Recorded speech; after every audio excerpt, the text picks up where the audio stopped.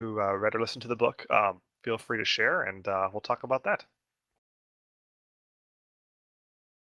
Um, so first,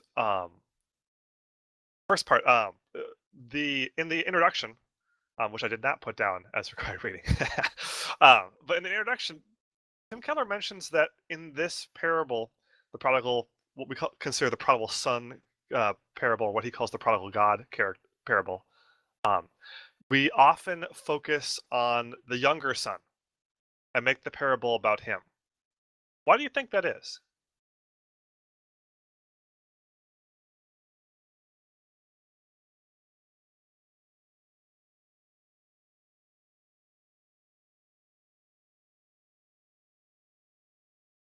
And as there's only like 6 of us, we don't need to go orange light, but go ahead, Winged. You're gonna take away like my bread and butter. Fine.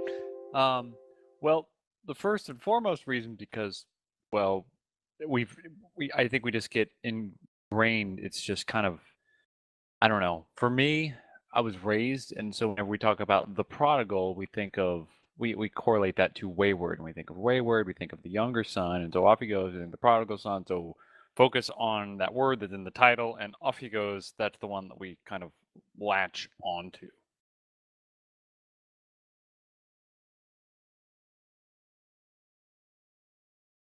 I think for me, it was because I didn't realize how offensive the older son was being.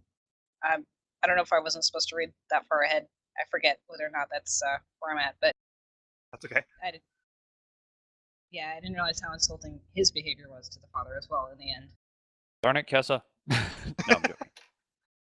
That's an interesting point, though, Winged. Oh, and then sorry, Shadow, you can go too. But yeah, he defines prodigal different than how we think of it as. He uses the dictionary definition, which is recklessly extravagant or having spent everything. And in the introduction, Keller makes it the case that that's not necessarily the younger son, although the younger son did that with his inheritance. That's the father on forgiveness and love for both of his sons. So yeah, it is kind of interesting, though. Go ahead, Shadow. One of the things I was going to say is two factors I think will kind of helps people lean towards the younger son is the younger son's story is complete. We have the complete cycle of him falling down and then getting back, coming back to the family. And that's a bigger fall and that's been redeemed. So it's that complete story kind of, I think people latch onto that. Whereas the other son, in some ways it is complete, but it's not as complete, and people tend to forget what the leading implications are.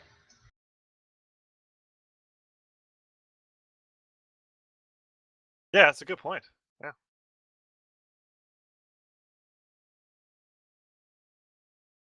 I don't know, Winged, do you? There's a reason I ask. I don't know. I'm just like, we've called it the parable of the prodigal son for probably hundreds of years, for centuries. But when did we make that term? Because now that's just the way that we think about it. Whenever we think of the prodigal son, that's the first thing we think of. No, it might be a trick question, but it wasn't intended to be one because I honestly don't know the answer. I know there's a painting from Yes, the 1500s mm-hmm. by the name 1500s maybe. But yeah, I wonder if that's when we started calling it that. I don't know though. That's a great question.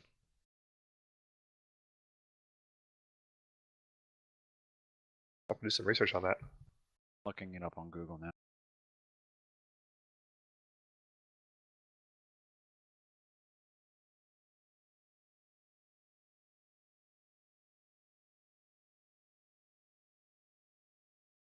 So while you do that, in the beginning of the first chapter, Keller makes the case that there are essentially two types of people in the world: the older brother people and the younger brother people. The people who are ethical, have some sort of cultural code or religious code that they follow, and assume that they're saved by. And then the younger brother people, the people who are more bohemian is the word he uses, or just kind of do what they want, sort of thing. Worldly, we could say, as a Baptist. Do you agree that there are essentially two types of people that people can be essentially divided into those two camps? And if you do or don't agree, why?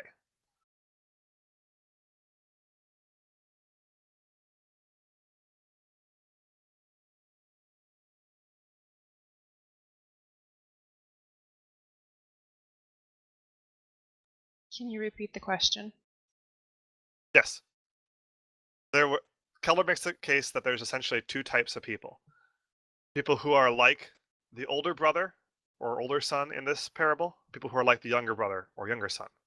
So those who try to serve God through religion and morality, and those who just try to live their own lives and enjoy life. Do you agree that there are essentially that you can divide, humanity into those two camps? And if you do agree, why?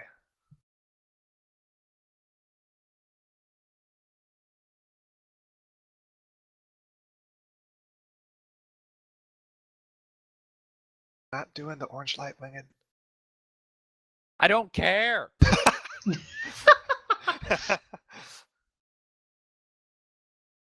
Such an older brother. I would. As I was reading through this, I looked at that and I was like, "Oh man, that's." I never really came to. Oh, that's a good way of putting it, Kessa. Yeah, I think it's an oversimplification, but it's definitely one where I can see where that comes into play. It's easy to categorize people by either being at essentially what it's doing is it's placing people in fault in one of two ways, taking it to the extreme. You're completely licentious to a fault, or you're completely legalistic to a fault, and that's kind of the way that you feel like doing it. And I think most people will tend one way or another just because they're so extreme. There's really very hard to maintain a middle ground between those two. Because I don't know that they're even on the same plane. But yeah, this question, the whole idea of being placed into one of Edited these two CC boxes Book was Study, very 8 p.m. ET, 7 CT, 5 PT. it caused a great deal of consternation with me because I felt like it wasn't something that I was able to completely reconcile in my mind. Maybe because it is an oversimplification, but also, I don't know, because I think it was slightly narrow in scope. It maybe because it was a non-sanctified, we'll say. This is just focusing on man outside of God, outside of the scope of God. We tend towards one of these two things. Maybe if we put it that way, I feel a little better about it.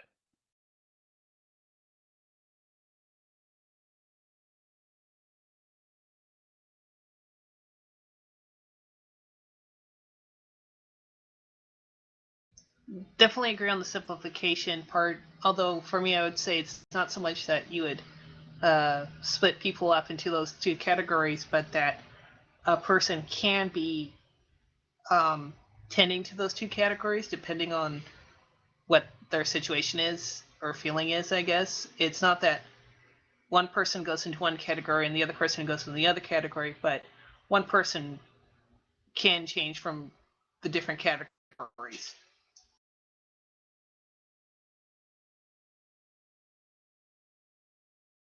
Yeah, that's a good point. For sure.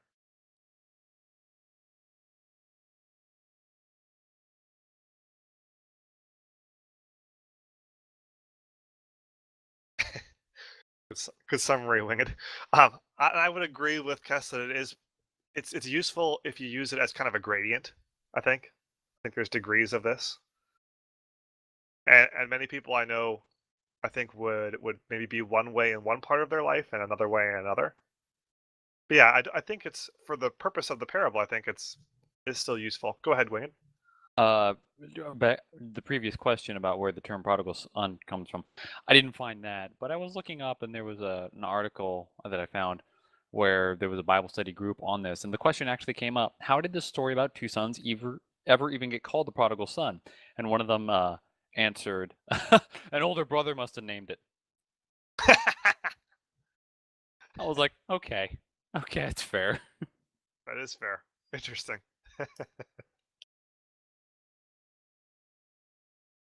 I think Timothy Keller would agree with that statement. Didn't think he'd be. It might have been him that said it. Who knows?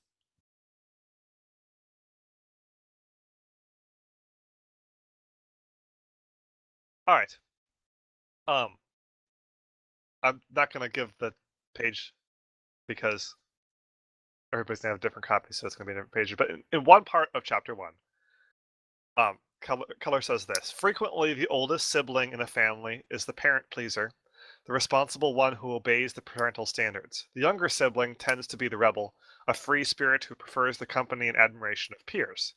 The first child grows up, takes a conventional job, and settles down near mom and dad, while the younger sibling goes off to live in the hip, shabby neighborhoods of New York and Los Angeles. My question, based upon that quote, is: have you observed this dynamic in your own or other families? You don't need to answer if it's your own or others, but have you guys seen this to be true? Well, in Ongurth's family, Dang it, I was hoping you wouldn't say that. Yeah, it is the case in my family. Please, Lady Ongarth, speak. Please.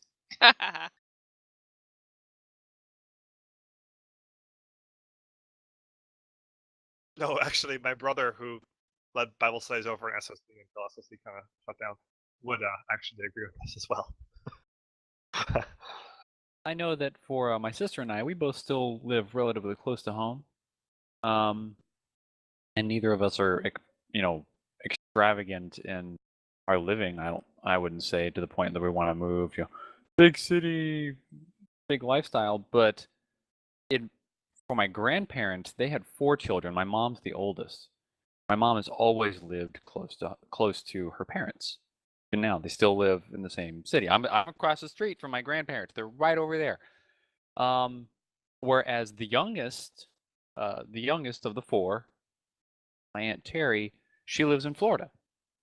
So in that regard, and she is a little more of the what term would you go with here, Winged Feet? How would you describe Aunt Terry?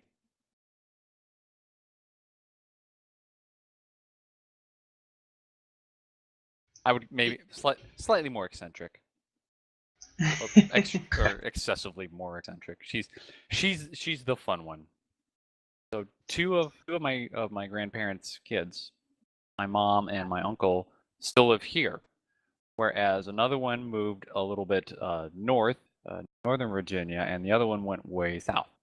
So in that regard, yeah, I can see it. Absolutely. I want to say no. I don't think I've ever actually observed this around me. I do wonder how much of this is contributed to culture, whereas the older son or older person is the one responsible. Although I've seen a lot of opposite of that. So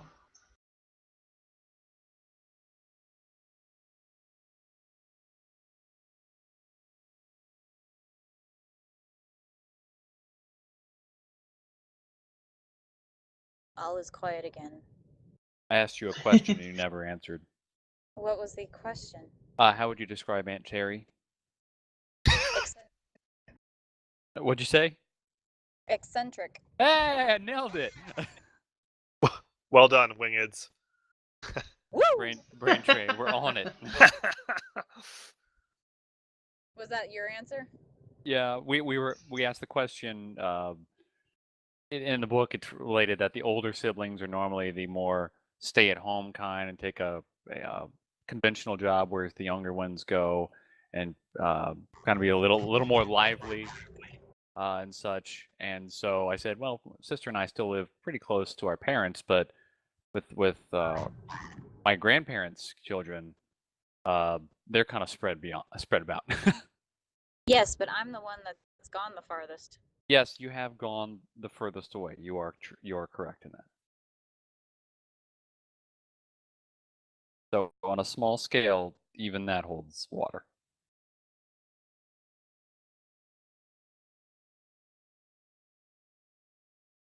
Yeah, our family definitely wasn't like that.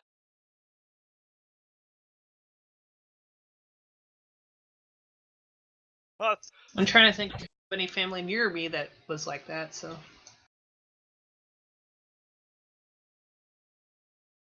Even on my dad's side of the family, dad typically stayed. He didn't move too far. He stayed close to home, whereas my uncle, he initially With the moved. Minnesota. He moved to that's mean. what? Don't make fun of Minnesotans. That's mean. He didn't move to Minnesota not- immediately. He moved to Illinois. And I love Minnesota. I'm not making fun of it.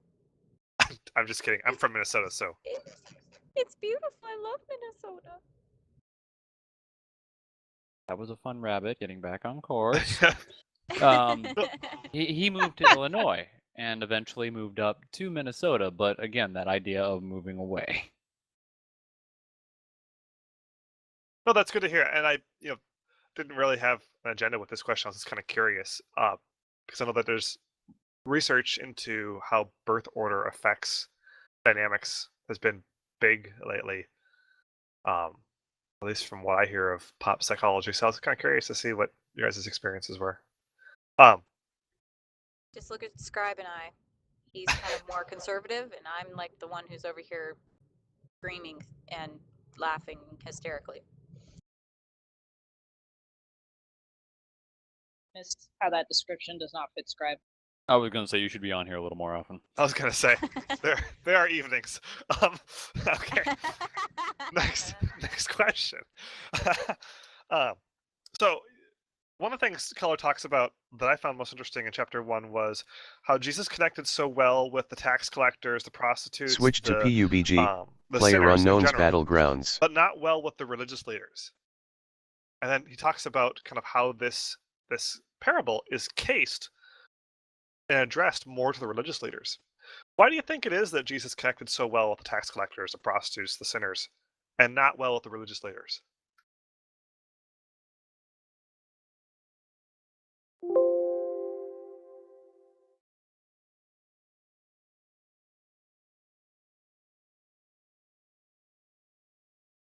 and I think for religious leaders, it certainly rocked their boat.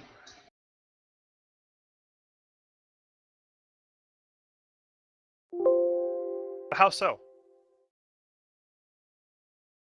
Well, here you are,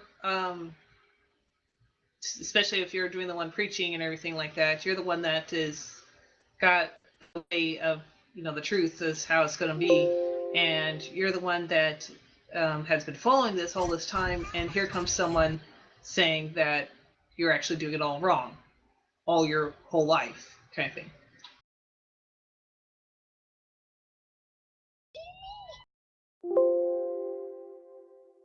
Absolutely, yeah. Go ahead, Winged Feet.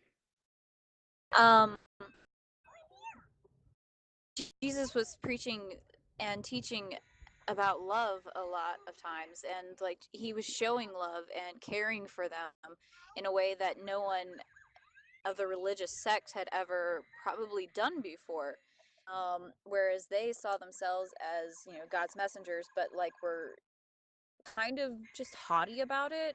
I feel like they saw themselves on a different level from everyone else, and as a result, that rubbed them the wrong way. I feel that he was willing to go down and to love these people, and yeah, that just didn't work for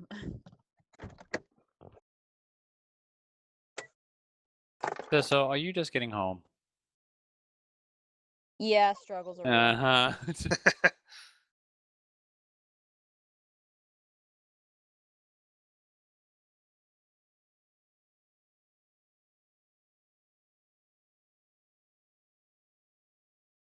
That's a good point, Kessa.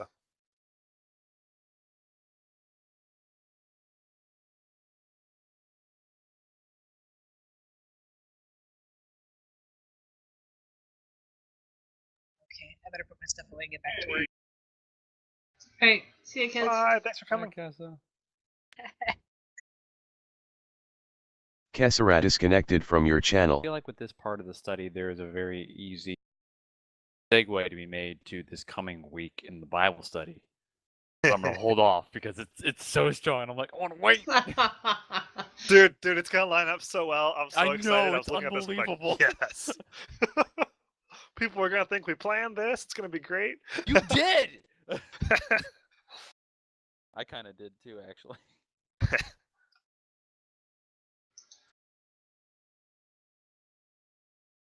I know. I'm just teasing. So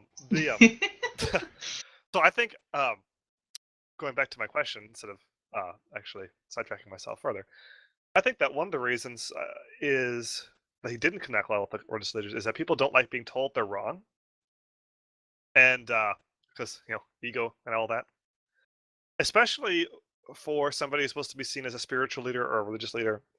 When you're saying you're wrong, you're not just saying, "Hey, you need to straighten up on this or come to repentance."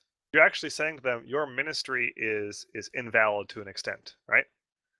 That what you've been doing here has been destructive, has been wrong, has been actually undermining the kingdom of God instead of building it. Because remember, they're the ones who are supposed to be bringing the people of Israel closer to God, and Jesus often tells them that they're driving people away.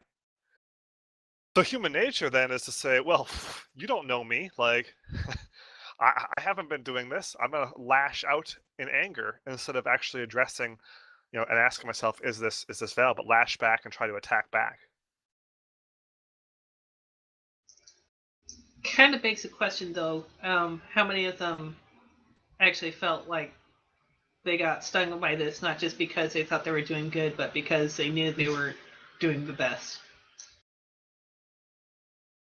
Yeah. That's a good question, too. I'm sure many, if not most.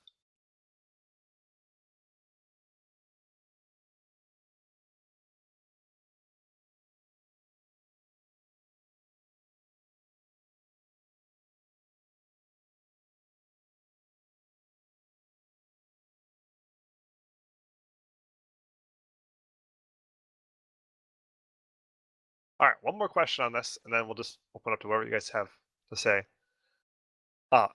My question is, why do you think many churches today are not attracting the broken and marginalized with Jesus' message of grace? Right. So if Jesus was attracting the broken, the marginalized, the sinners, the tax collectors. I keep saying tax collectors. I can tell the taxes are on my mind. The people who are in the fringe of society, the broken and marginalized, as Keller would say. If Jesus primarily attracted those people, and we're not seeing those people as the primary people in the American church, why do you think that's the case?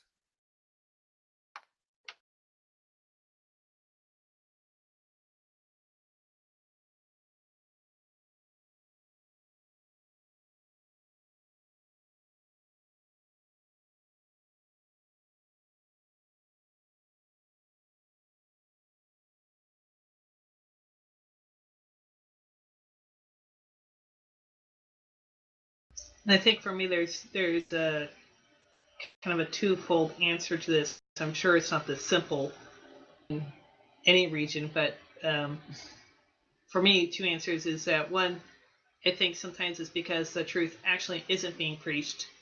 It's just a feel-good sermon, and for people who are really hurting, it may feel good for a little bit, but it's not what they need. Second is that if there is truth being preached, oftentimes people are uncomfortable with actually the marginalized, because it kind of brings home what sin is sometimes, and that we all need Christ and we all need His grace. So I think there's those two things happening.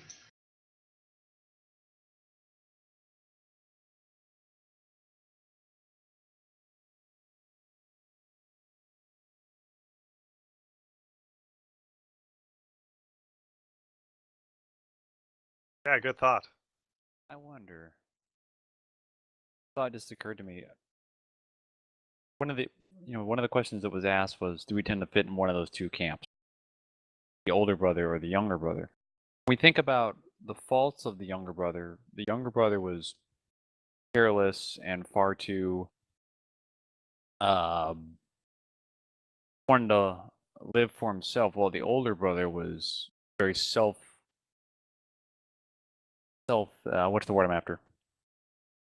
Self-righteous. Thank you. Yeah, self-righteous and very just very proud in what he had accomplished.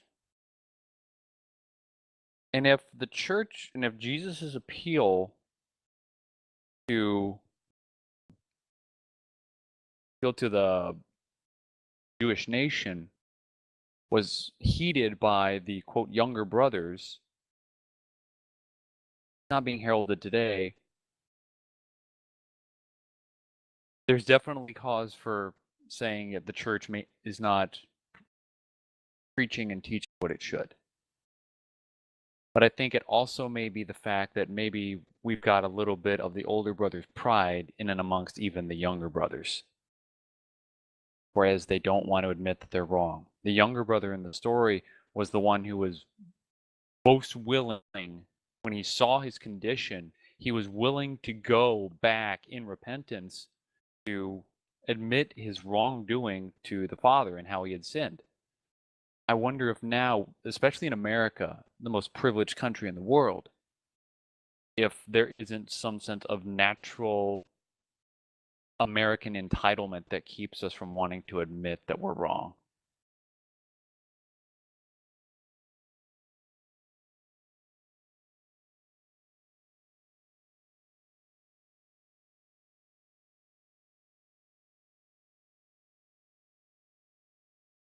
That's a good thought too. Sure, that sounds like I'm trying to take blame off the church. I'm not. Definitely the church's responsibility. It's just me thinking out loud.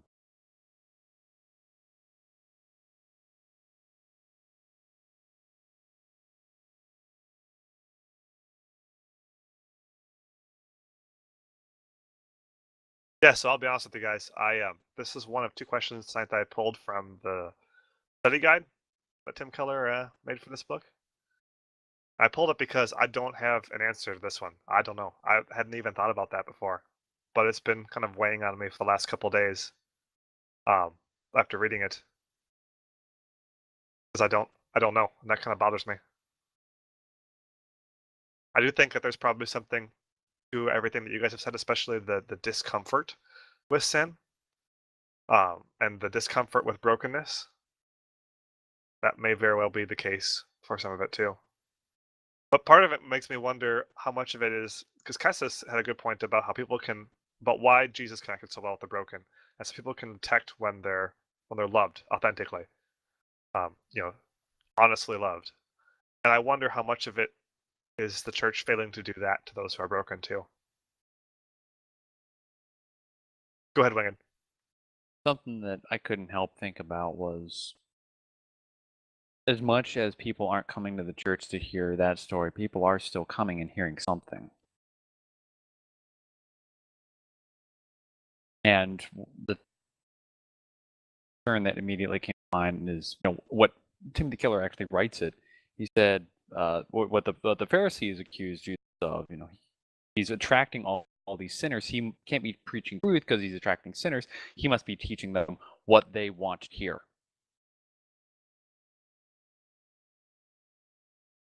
And that's the flip side of the coin. And again, this isn't an answer. I don't know specifically what the actual answer is, or if there is just one answer. But if the church isn't drawing these people to us with the message of the gospel and the message of salvation, the message that they are loved and there's a God that loves them, wants to save them from their condition, they're going somewhere else, and hearing something else is just what they want to hear, isn't what they should be receiving. It was just an incredibly sobering thought last week that you guys probably understand where I'm coming from and what I'm referring to, especially if you've heard me talk at any length of time. But it was still something that kind of shakes you, the idea that we aren't being the church and we aren't drawing people. They're still going to hear something. It's just not going to be the truth.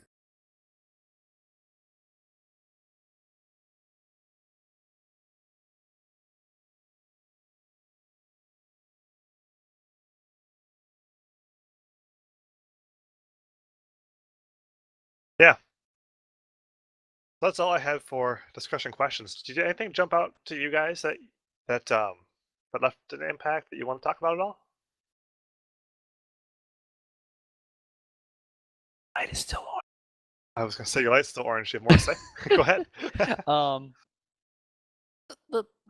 it's my page 16. I don't know what everybody else is, but Timothy Keller references how just the Christians in the first century, they were just weird, and I never stopped to think of this, but how in the first century, shortly after the rise of what was then known as the Way and what became known as Christianity, it was completely counter-religious to anything that any other religion had established. They said, well, where's your temple? And the Christians are like, well, we don't have one. And where do your priests work? I'm like, well, we don't have any priests. We already had a great high priest. And they're like, but how do you make sacrifices to please your God? And the Christians are like, we don't need any more sacrifices. So to both the Jewish and the secular religions, there's a phrase I didn't think I would use. The Gentile religions, it was utterly radical and just bizarre. And on the top of page 17, I had never read this before, and this kind of blew me away. It said no one had ever heard anything like this. So the Romans called them atheists because what the Christians were saying about spiritual reality was unique and couldn't be classified with the other religions of the world. I've never heard this before. I just found it a huge irony that the Christians were called atheists. That's hilarious.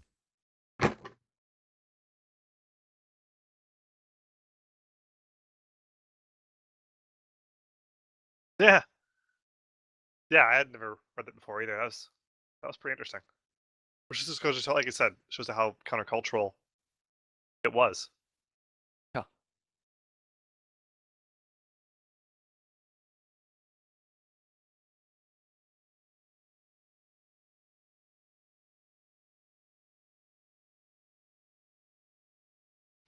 I really liked some of the background basically on the culture context of the story itself.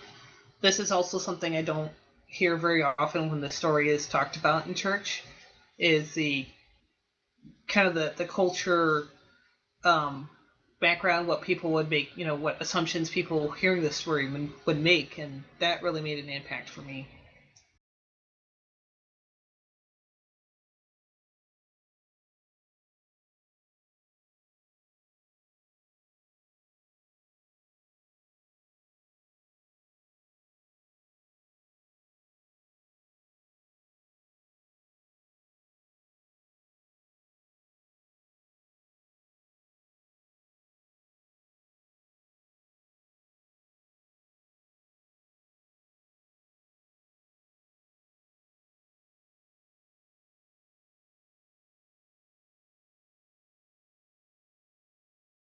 All right. Well, I think that will wrap up this week then.